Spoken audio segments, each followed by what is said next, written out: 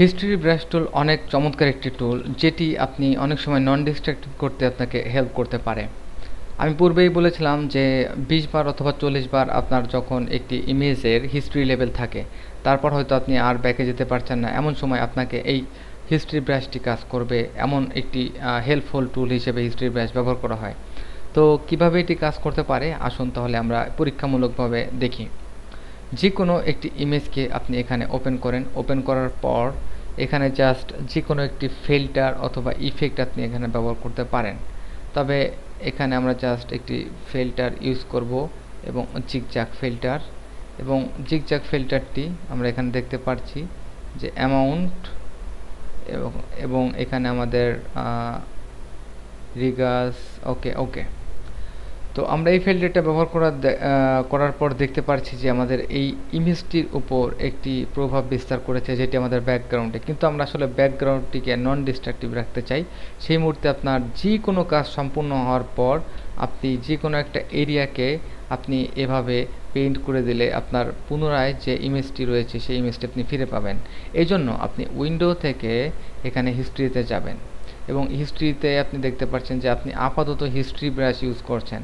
পরবর্তীতে আপনি B press করে ব্রাশ, আপনি এখান থেকে ব্রাশ দিয়ে পেইন্ট করলেন। এরপর আপনি এস চেপে ক্লোন স্ট্যাম্প টুল এবং ক্লোন স্ট্যাম্প টুল ব্যবহার করলেন। এরপর আপনি আবারও একটি অংশে ক্লোন স্ট্যাম্প টুল, দেখুন এখানে কিন্তু হিস্ট্রি একের পর এক জমা হচ্ছে। তারপর আপনি এখানে জাস্ট টেক্সট টুল এবং টাইপ করলেন টেক্সট হেয়ার। ওকে,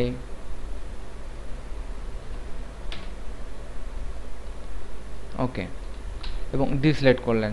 টোটালি আপনার ইমেজটি এমন একটি অবস্থা হয়েছে যেটি হয়তো খুব স্বাভাবিকভাবে আনডু করে আপনি যেতে আপনার অনেক কষ্ট হতে পারে।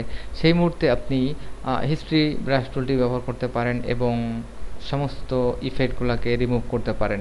যদি সেটি ফিল্টার ইফেক্ট হয় অথবা কোনো টুলের সাহায্যে করেন, যে কোনো ধরনের মডিফিকেশান, বিশেষ করে আমরা আনডু করে যত লেভেল যেতে পারি সেরকম কিছু। তো অনেক সময় আমরা কি করতে পারি যে একটি ক্রিয়েটিভ ইফেক্ট তৈরি করলাম, যে আমরা জাস্ট এটিকে ব্লার, ক্লাসিয়ান ব্লার, অনেক বেশি ব্লার করে একটি ইমেজ ওকে প্রেস করলাম, এবং ওকে প্রেস করার পর আমরা জাস্ট হিস্ট্রি ব্রাশটি আমাদের ক্যারেক্টারের ফেসের উপর দিয়ে রাখলাম, এবং